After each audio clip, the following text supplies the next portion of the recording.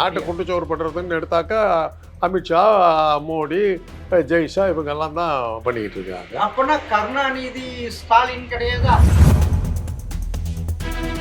எச்ராஜா வந்தால் நம்மக்கிட்ட வந்தால் திருந்திடுவார்னு நினச்சோம். அவர் மேலும் குட்டிச்சோறாக்குவார்னு நாங்கள் எதிர்பார்க்கல. எச்ராஜா போன்ற வந்தேரி கூட்டத்தினுடைய விஷயத்தை நாங்கள் முறியடிச்சிருக்கோம். நீங்க முறியடிச்சீங்க, உறிஞ்சி எடுத்துட்டீங்க. இன்னைக்கும் ஏவன் குற்றவாளி என்ற பெயரோடு சிறையில் சென்று இறந்து போன ஒரே சீஃப் மினிஸ்டர், தமிழ்நாட்டு சீஃப் மினிஸ்டர் ஜெயலலிதா ஐயங்கார். வரலாற்றை மறைக்காதீங்க. மோடி போய் பார்த்தாருல, இங்க டாஸ்மார்க்ல ஈடி நுழைஞ்சதுன்னு தன் பையனை காப்பாத்து ஓடி ஓடி போனாரு. ஏம்மா பையன் மாட்டிட்டு இருக்காங்க, கொஞ்சம் பார்த்து விட்டுருங்க. அங்க அந்த 4 சவுத்துக்குள்ள அப்படியே சரண்டர் ஆயிட்டாரு. மோடியும் ஸ்டாலினும் சேர்ந்து கூட்டுக்கலவாங்க, அவ்வளவுதான் 2 பேருமே. ஆமா.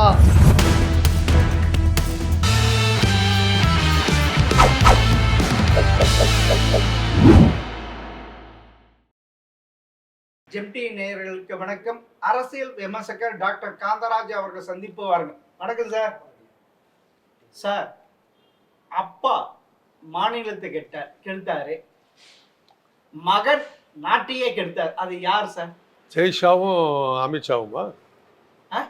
அமித்ஷாவும் ஜெய்ஷாவுமா? அப்பன் மகன் சார். அதான் அப்பா மகன் தான். அமித்ஷாவோட மகன் ஜெய்ஷா. அவர் கிரிக்கெட்டுன்னு சொல்லி கிரிக்கெட் பேரை சொல்லி குடிச்சோர் பண்ணியிருக்காரு. அமித்ஷா வந்து நாட்டை சுத்தமாக காலி பண்ணியிருக்காரு. அப்படியே தலைகீழே மாற்றிட்டு ஒன்றுமே தெரியாத மாதிரி சொல்கிறீங்களா சார்? வேற என்ன நீங்கள் யாரை எதிர்பார்த்தீங்க? எனக்கு தெரிஞ்சது இதுதான். நாட்டை குண்டுச்சோறு பண்ணுறதுன்னு எடுத்தாக்கா அமித்ஷா, மோடி, ஜெய்ஷா இவங்கெல்லாம் தான் பண்ணிக்கிட்டு இருக்காங்க. அப்போனா கருணாநிதி ஸ்டாலின் கிடையாதா? இல்லை இல்லை. அதாவது 2006 சட்டமன்ற தேர்தலில் தோக்கர் நிலைமையில இருக்கிறப்ப தேர்தல் அறிக்கை விட்டு கதாநாயகனான அது இலவசத்தை கொண்டு வந்தார்.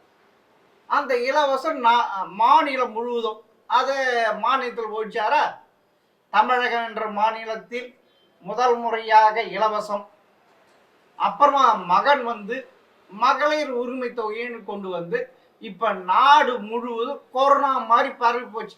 வைரஸ் மாதிரி பல மாநிலங்கள் திவாலாகி போச்சு. அப்படிதான். அது உங்களுக்கு தெரியாதுன்னு சொல்றீங்களா சார்? சரி, இப்போ அது தப்புன்னு தெரியுது இல்லை? தப்புன்னு தெரியுது இல்லை? அப்புறம் என்னது பீகாரில் வந்து 10,000 ரூபாய் கொடுத்து ஓட்டு வாங்கினீங்க? எது உங்க மோடி என்னத்துக்கு 10,000 ரூபாய் கொடுத்தாரு இலவசம்? அது வந்து இலவசம் இல்லை சார். வேற என்ன? அப்படி நாங்கள் திரும்பவும் ஆட்சிக்கு வந்தால் இந்த கடனை கொடுத்திருக்க 10,000 ரூபாய் வச்சு நீங்க தொழில் செய்து முன்னேறலாம். உங்களுக்கு 2 லட்சம் ரூபாய் கடன் வழங்கப்படும் மானியத்துடன். இந்த 1000 ரூபாய் எங்க சார்? அதேதான். இந்த 1000 ரூபாய் எது சார்? அதேதான். அம்மா அதேதான் போடுமா அப்படின்ட்டு எங்க தமிழக மக்களை எங்க கை எங்க வைக்கிறீங்க? அங்க பாருங்க, அங்க இருக்கிற अरे भाई साहब घोड़ा गाड़ी है भाई साहब, अच्छा है भाई साहब அப்படி அங்க போய் இந்தியில பிச்சை எடுத்தாரு, இங்க தமிழ்ல பிச்சை எடுத்தாங்க, அவ்வளவுதான். யாரு? ஓ, ஸ்டாலின் இங்க தமிழ்ல பிச்சை எடுத்தாரு, அங்க பாஜக இந்தியில பிச்சை எடுத்தாரு, அவ்வளவுதான். அப்படியா? ஆனா நீங்க 2 பேரும் ஒத்துக்கிட்டீங்க. ஆமா, பிச்சை போடுறாரு, பிச்சை போடுறாங்க. தமிழக மகளிருக்கு பிச்சை போடுறாரு. என்ன பொறுத்தவரை இலவசங்களை நான் ஏற்றுக்கொள்வதில்லை, என்னுடைய தனிப்பட்ட அபிப்பிராயம். ஏன்னா நான் வந்து எய்ட்ஸ் கண்ட்ரோல் சொசைட்டியில் வேலை பார்த்தபோது உலக சுகாதார கழகம், வேர்ல்டு ஹெல்த் ஆர்கனைசேஷனுக்கு அட்வைசராக இருந்தேன் ஜெனீவாவுக்கு. அப்போ வந்து என்னன்னாக்கா இது போன்ற பல மருந்து இதெல்லாம் வந்து தடுப்பு சாதனங்கள்லாம் இலவசமாக கொடுக்கணும்னு சொல்லி கவர்மெண்ட்டில் சொன்னாங்க. நம்ம இந்தியன் கவர்மெண்ட் சொல்லிச்சு. WHO ஒத்துக்க முடியாதுன்ட்டார். இலவசமாக கொடுக்குற எந்த பொருளுக்கு மரியாதை இருக்காதுன்ட்டார். அதுக்கு அவங்க என்ன பண்ணாங்கன்னா, நான் பொது மருத்துவமனையில் வேலை பார்த்துக்கிட்டு இருந்தேன். இப்போ ராஜீவ்காந்தி மருத்துவமனை அதில் வேலை பார்த்துக்கிட்டு அவங்க வந்து உக்காந்துட்டாங்க. வேண்டாம், கொடக்கோவிச் இந்த மாதிரி WHO சேர்ந்த ஐரோப்பியர்கள்லாம் வந்து இருந்தாங்க. அந்த அதிகாரிகளை வச்சுக்கிட்டு காட்டுறாங்க. இவன் என்ன பண்ணுறான், நம்ம நோயாளின்னு சொல்ல முடியாது. அப்போ வந்து பஸ் ஸ்டாப்பெல்லாம் வந்து ஜிஹெச்சுக்கு எடுத்து அப்படி இப்போ தானே சென்ட்ரல் ஸ்டேஷன்லாம் வந்து இதெல்லாம் அட்டகாசம் ரோடே ஒரு மாதிரி ஆகிப்போச்சு. அப்போ அந்த பஸ் ஸ்டாப் இருக்கும், அங்கே நிற்பான். பஸ்ஸை மிஸ் பண்ணிட்டாங்கன்னு வச்சுக்கோங்க, அடுத்த பஸ் வரதுக்கு 1/2 மணி நேரம் ஆகும். உடனே உள்ளே வர வேண்டியது, நின்று உடனே ஒரு ரோப்பு டிக்கெட் வாங்கிட்டு வந்து உடம்பு சரியில்லை, அது சரியில்லைன்னு சொல்லிட்டு விட்டமின் அது இது நாங்களும் செக்கப் பண்ணிட்டு ஒரு 1/2 மணி நேரம் எல்லாம் செக் பண்ணி மருந்தெல்லாம் எடுத்து கையில் கொடுத்து போய் இது பண்ணி ஃபார்மசியில் வாங்கினாக்க போய் வாங்கிக்கணும். ஃபார்மசியில் போய் வாங்குவாங்க. வாங்கிட்டு ஒரு 3 நாளைக்கு நாங்கள் மருந்து கொடுப்போம் இலவசமாக. இவன் வாங்கிக்கிட்டு இந்த நோயாளி இல்லை, இந்த ஆள் ஒரு 2 மாத்திரையை போட்டுக்கிட்டு மிச்சத்தெல்லாம் அப்படி கசக்கி அங்கேயே போட்டு போயிடுது, தூக்கி போட்டு. ஓபி முடிஞ்ச உடனே, அவுட் பேஷண்ட் டிபார்ட்மெண்ட் முடிஞ்ச உடனே அவங்க எங்களை கூட்டிகிட்டு போனாங்க, வாங்க அப்படின்னு. வெளியில் போனால் நாங்கள் கொடுத்த அத்தனை மாத்திரை எங்கள் கீழே கிடக்கு. இலவசமாக கொடுத்தது மரியாதை இல்லை. அதே ₹1 நீங்கள் ஒரு 10 பைசா நீங்கள் வாங்கியிருந்தீங்கன்னு வச்சுங்க, அதை பேப்பரில் மடித்து பர்ஸுக்குள்ளார வச்சு வேஸ்ட்டுக்குள்ளார சொருவி பத்திரமாக எடுத்துக்கிட்டு போயிருப்பாங்க. அதுதான் நம்முடைய மனப்பான்மை. ₹1 ஒரு 10 பைசா காசு செலவு பண்ணிட்டோன்னா அதை எவ்வளோ ஜாக்கிரதையாக வச்சுக்க முடியும் வச்சுக்குவாங்க. ஸோ ஓசினா வேஸ்ட், ஓசினாக்கா அதுக்கு மரியாதை இருக்காது. அப்படின்னா திரு ஸ்டாலின் அவர்கள் மகளிர் உரிமை தொகை கொடுப்பது வேஸ்ட், அது திரும்பவும் தங்களுக்கு ஓட்டாக வராதுன்ட்டு நீங்களே சொல்லிட்டீங்க. இலவசங்கிறது வந்து இன்னைக்கு நேற்று இல்லைங்க, காலாகாலமாக உள்ளது தான். இப்போ நம்ம ஊருன்னு இல்லை, எங்கேயுமே இப்போ வந்து ஒரு ஹேர் ஆயில் வியாபாரம் இது பண்ணுறாங்கன்னு வச்சுங்க, எந்த ஹேர் ஆயில் வாங்குவோன்றதை நம்ம எப்படி சூஸ் பண்ணுறோம் தெரியுமா? இந்த ஹேர் ஆயில் வாங்கினாக்கா ஒரு சீப்பு இலவசம்னு போடுங்க, அந்த ஹேர் ஆயிலை தான் வாங்குவோம். ஓ, தமிழ்நாட்டு ஜனங்க ஓசிக்கு, தமிழ்நாடு இல்ல, தமிழ்நாடு அல்ல. திராவிட கட்சிகள் தமிழக மக்களையும் பெண்களையும் ஓசிக்கு அலையுங்களான்னு அலைவச்சிட்டீங்க. திராவிட கட்சிகள் ஆமா ஆமா ஆமா அப்படித்தான் பண்ணி போச்சு. ஆமா, நீங்க வாழறதுக்கு எங்களை கெடுக்கிறாங்கன்ட்டு எண்ணத்துக்கு போய் வாங்குறீங்க. உங்க புத்தி எங்க போச்சு? நான் தான் கெடுக்கிறேன்னு தெரியுது இல்லை, நான் தான் கெடுக்கிறேன்னு தெரியுது இல்லை. உங்க அறிவு, உங்க மூளை, புத்தி எல்லாமே கெட்டு போச்சா உங்களுக்கு? என்னத்துக்கு வாங்குறீங்க? என்ன சொல்லணும்? நீங்க இவ்வளவு யோக்கியனா இருந்தாக்க என்ன சொல்லணும்? இலவசமா எங்களுக்கு ஒன்றும் தேவையில்லை, நாங்க உழைச்சு பொழைப்போம்னு சொல்லிட்டு போக வேண்டியதானே. என்னத்துக்கு போய் வந்து வாங்குறீங்க? அது யார் வீட்டு காசு? எங்க வீட்டு காசு. நாங்க கட்டுற டாக்ஸ் ஏதோ ஒரு காரணத்தை சொல்லி பிச்சை எடுக்க வந்துட்டல்ல. ஏதோ ஒரு காரணத்தை சொல்லி முடியாது, என் காசை நீ இப்படி செலவு பண்ண கூடாதுன்னு சொல்லி நிறுத்திட்டு இருக்கலாம்ல. ஏன் பண்ணிட்டு அப்புறம் டாஸ்மார்க் குடிச்சிட்டு பர்றா, அவ்வளவுதான்.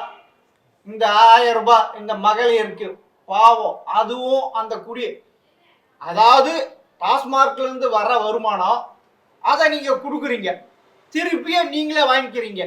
இந்தியா முழுக்க டாஸ்மாக் இருக்குது.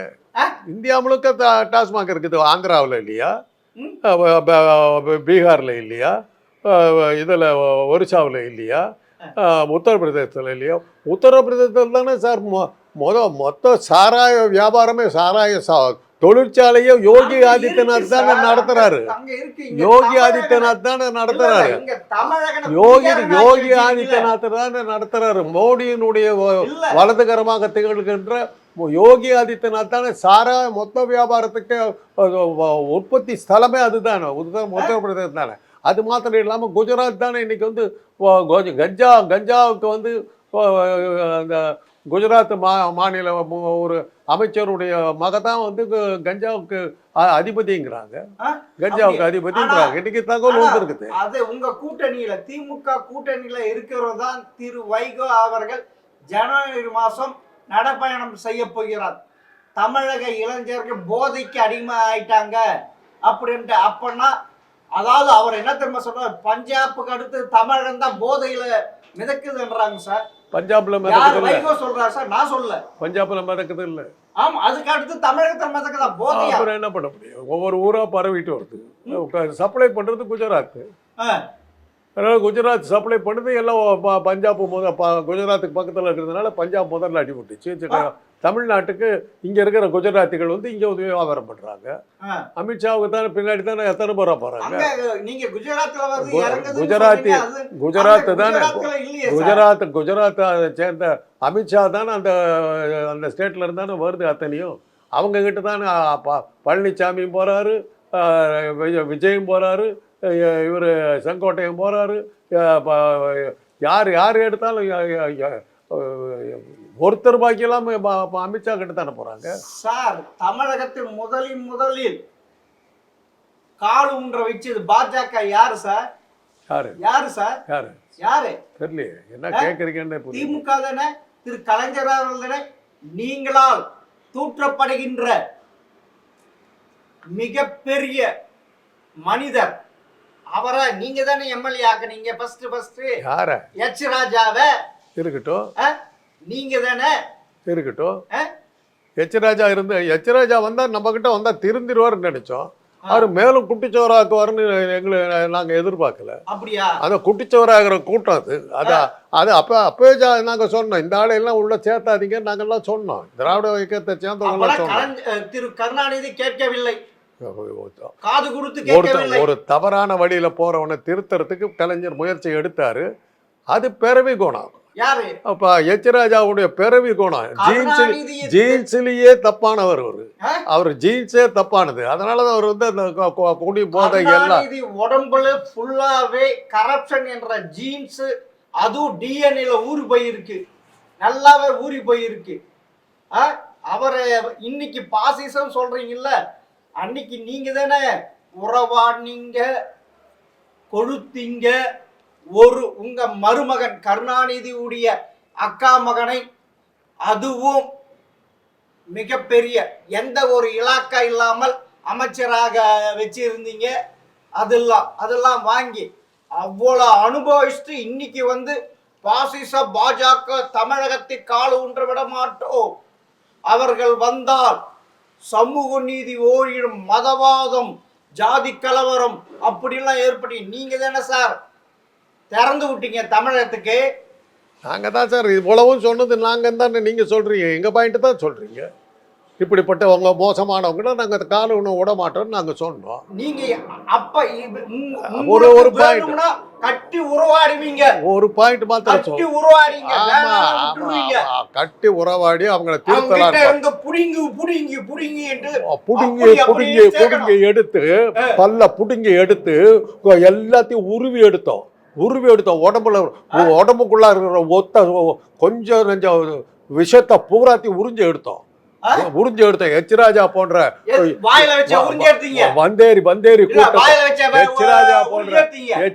போன்ற வந்தேரி கூட்டத்தினுடைய விஷத்தை நாங்க முறியடிச்சிருக்கோம். யாரு ஏவன் குற்றவாளி சொல்லிட்டு ஜெயில போய் ஊழல் குற்றச்சாட்டுக்காக ஜெயில போய் செத்து போனது யாரு? யாரு செத்து போனா? சொல்லுங்க. யாரு சார்? ஏவன் குற்றவாளின்னு ஊழல் குற்றச்சாட்டுக்காக பதவி நீக்கம் செய்யப்பட்டு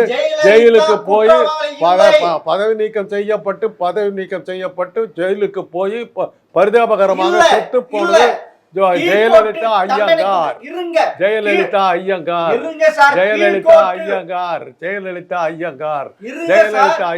தான் ஏவன் குற்றவாளின்னு சொல்லி கடைசி இந்த நிமிஷம்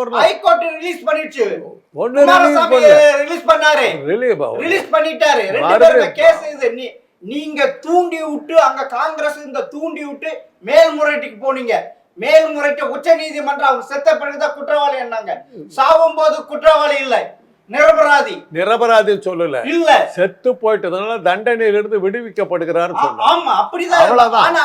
குற்றவாளி இன்னைக்கு இவர் ஏவன் குற்றவாளி. அதனாலதான் சட்டமன்றத்தில் அந்த அம்மாவுடைய படத்தை திறந்து வைக்கிறது பிரதம மந்திரி வர முடியாதுன்னார். ஆமா, நீங்க என்ன இங்க டாஸ்மாக் அதனாலதான் அந்த சமாதியில அந்த சமாதியை திறந்து வைக்கிறதுக்கும் பிரதம மந்திரி வரமாட்டேன்னாரு. ஏன்னா ஏவன் குற்றவாளின்ற பேரோட உள்ள போனவங்க. இன்னைக்கும் ஏவன் குற்றவாளி என்ற பெயரோடு சிறையில் சென்று இறந்து போன ஒரே சீஃப் மினிஸ்டர், தமிழ்நாட்டு சீஃப் மினிஸ்டர் ஜெயலலிதா ஐயங்கார். வரலாற்றை மறைக்காதீங்க. ஜெயலலிதா ஐயங்கார், ஜெயலலிதா ஐயங்கார் ஒருவர் தான் ஊழல் குற்றச்சாட்டுக்காக திருடி விட்டு ஊழல் குற்றச்சாட்டுக்காக திருடினார் என்று சொல்லி தயாநிதி மனைவி யாரோ எந்த சமூகத்துக்கு சேர்ந்தவங்க? தயாநிதி மனைவி இருக்கட்டும். அவங்க நீங்க சொல்றீங்களா ஐயங்கார் பிராமின், அப்ப மாத்திரம் உங்களுக்கு அறிவி மாத்திரம் அது தேவைப்படுது. சார்ட்டர் நீங்க கொள்ளை அடிக்கிறதெல்லாம் எப்படி மறைக்கலான்ட்டு கடைக்கு எதுக்கு அந்த அறிவு தேவைப்படுது உங்களுக்கு. இப்ப விஷக்கிருமிகளை ஒழிக்கிறது எங்களுடைய வேலை. விஷக்கிருமிகளா? ஆமா, அந்த விஷக்கிருமியான வந்தேரி ஆரியர்களை நாங்க வந்து எங்களோட சேர்த்து அவங்கள சரிப்படுத்தி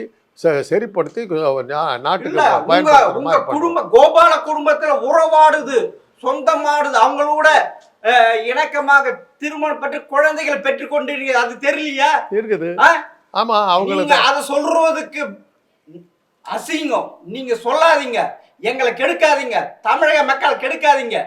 உங்களுடைய இன்பத்துக்காக எங்களை கெடுக்காதீர்கள். எங்களை முட்டாளாக்கி விட்டார்கள் இந்த 50 ஆண்டு திமுக அரசு.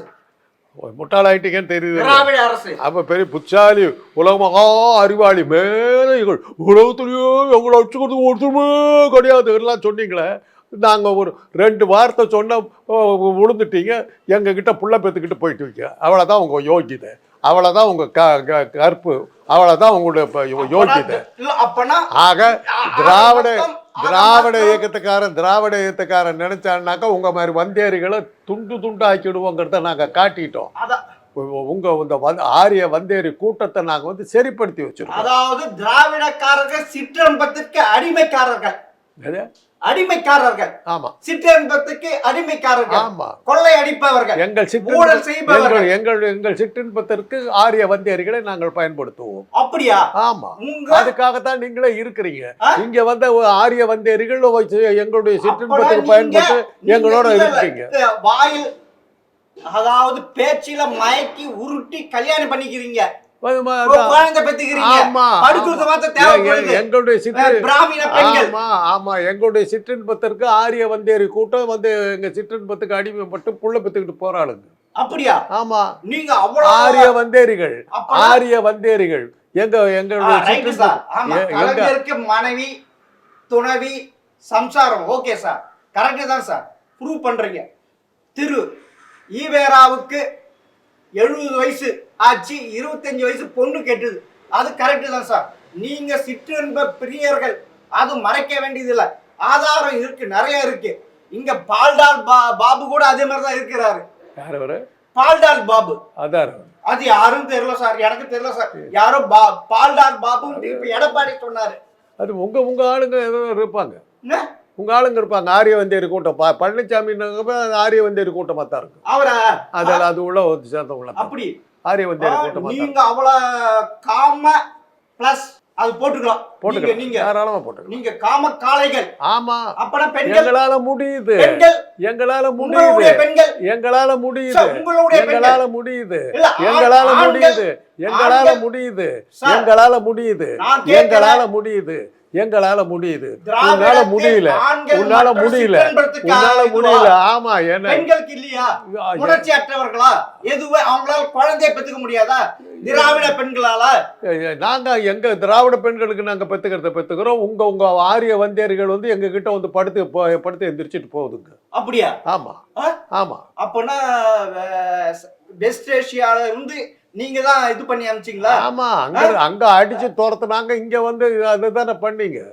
வெஸ்கன்யாங்கிற பேர்ல வந்து அலெக்சாண்டர் எல்லாம் சாவடிச்சுங்களே. எப்படி இப்ப நீங்க என்ன திருப்பரங்குன்றத்தை வச்சுட்டு சிறுபான்மை ஓட்டு, குறிப்பாக அந்த முஸ்லிம் ஓட்டுகளை வாங்கறதுக்கு சட்டத்துக்கு புறம்பாக நடக்கிறது சரியில்லைல்ல?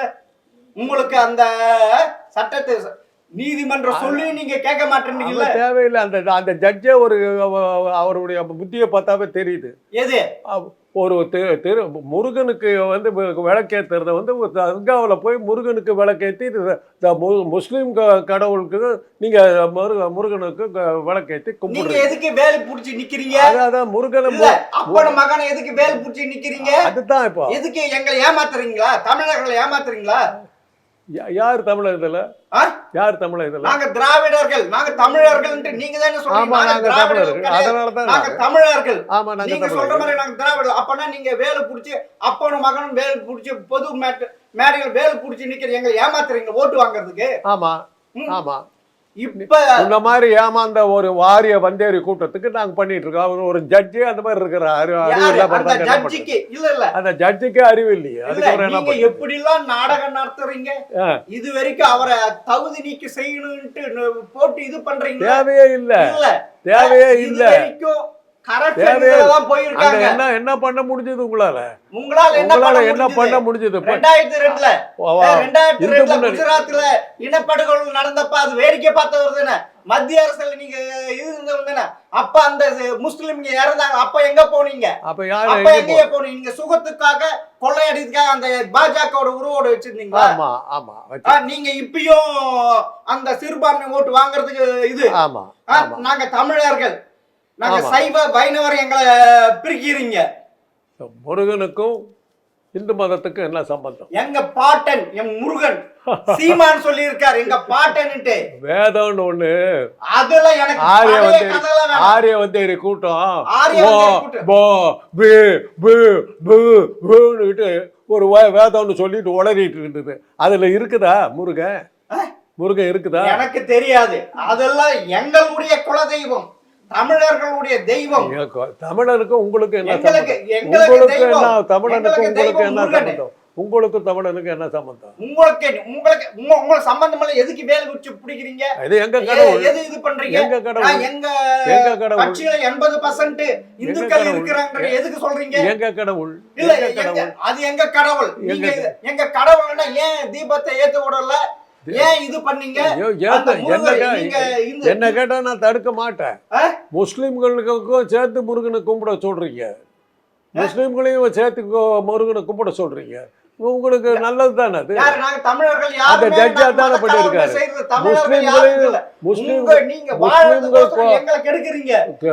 அண்ணன் தம்பியும் மாமா மச்சான் போல உறவோட இருக்கிறோம்.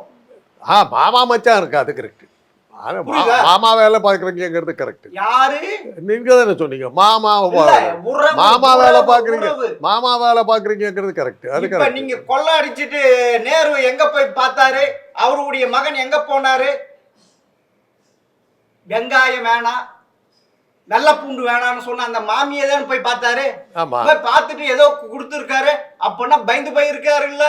நேரு அவ்வளவு கொள்ள அடிச்சிருக்காருல்ல? வேலை வாய்ப்பு தரேன்னு சொல்றதுல 881 கோடி, நகராட்சி உள்ளாட்சியில டெண்டர் விட்டுல 1020 கோடி அடிச்சு தானே நீங்க வச்சிருக்கீங்க. அதனால போய் அந்த மாமியை போய் பாக்குறீங்க, நிர்மலா மாமிய.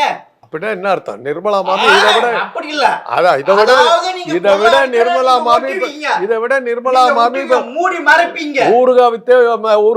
ஊறுகாய் வித்த ஊரே ஒலையில போட்ட மாமின்றத நீங்களே ஒத்துக்கிறீங்க. அது இல்ல, நீங்க இன்னொரு உதாரணம் சொல்றேன்.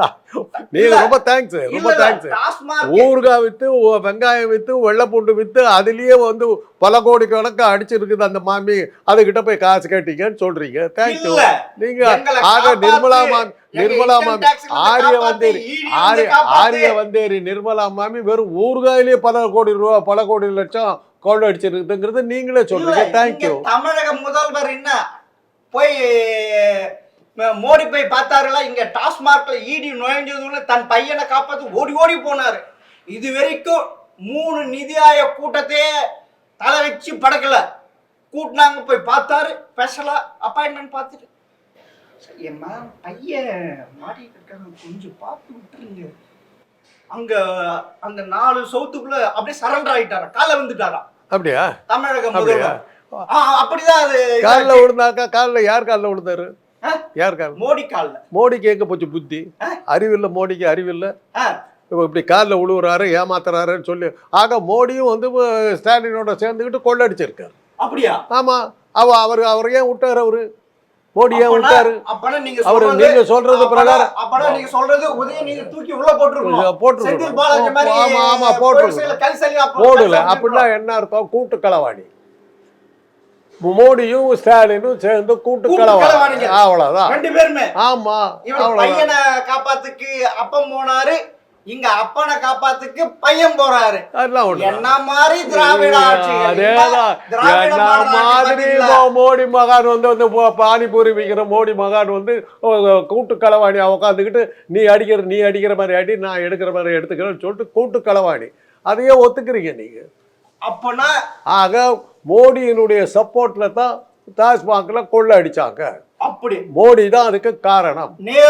மோடி தான் இந்த டாஸ்மாக்ல கொள்ள அடிக்கிறதுக்கு காரணமா இருந்து உதயநிதியை காப்பாத்துறது மோடி தான். ஆக மோடியை வந்து கைது செய்து உள்ளே தள்ள வேண்டும். உங்க கூட்டு திரு ஸ்டாலின் அவர்கள் சிஎம் டிசிஎம் என்ன சார் பண்றது? Chief minister, chief deputy chief minister. சரி, அதுதான் இப்ப ஷார்ட்டா சொல்றாங்க சிஎம் டிசிஎம் இருக்கட்டும். அப்போ அதனால என்ன? அப்பனா நீங்க இப்ப நடக்கிற ஊழல் அனைத்தும் மத்தியில் இருக்க பாஜகவோடு கமிஷனுக்காக நடந்து கொண்டிருக்கிறது. இந்த கமிஷன் சித்திரந்த சாலைக்கும் போது அப்படின்ட்டு ஒத்துக்கிறீங்க. ஆமா, மிக்க நன்றி சார். ரொம்ப டென்ட் சப்தச்சங்க ரோட்ல இருக்கிற மோடி வீட்டில் இருந்து அந்த விநியோகம் நடக்குது. அதை வந்து இவங்களும் எல்லாம் சேர்ந்து ஷேர் பண்ணுறாங்க.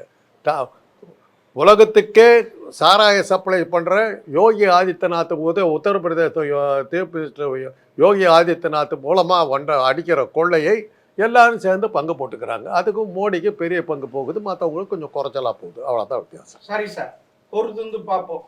2026 திராவிடர் மாடல் 2.0 வருகிறதா என்பது பார்ப்போம். நீங்க தான் சொல்லிட்டீங்க, ஒத்துக்கிட்டீங்க. தமிழகத்தில் நடக்க ஊழல் அனைத்தும் மத்திய அரசுக்கு தெரியும். மத்திய அரசு துறையோடு திராவிட மாடல் ஆட்சியில் ஊழல் செய்கிறார்கள். அப்படின்னா எடப்பாடி சொல்வது போல் தேர்தலுக்கு முன்பு பல அமைச்சர்கள் புயல் செயலுக்கு போவது உறுதி என்று நீங்களே உத்தரவாதம் அளித்ததுக்கு மிக்க நன்றி சார். தேங்க்யூ.